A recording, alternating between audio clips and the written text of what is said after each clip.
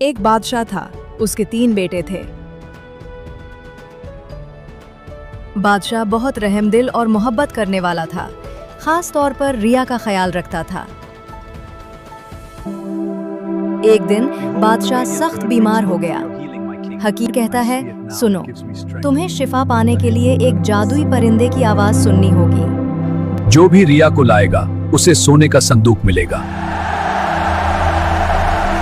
लोग रिया के लिए निकलते हैं, मगर नाकाम होकर वापस आते हम हैं। नहीं ला सके। बादशाह सलामत, हमें माफ कर दीजिए। सबसे बड़ा बेटा फैसला करता है कि वो खुद जादुई परिंदे को तलाश करेगा।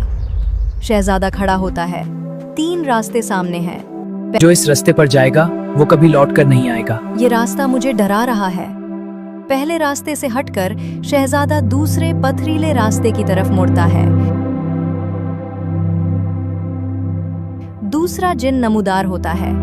जो यहाँ जाएगा उसे बहुत मुश्किल का सामना करना पड़ेगा। मुझे परेशानियों में नहीं पड़ना। जो यहाँ जाएगा वो दोबारा लौट कर आएगा। जो यहाँ जाएगा वो दोबारा लौट कर आएगा।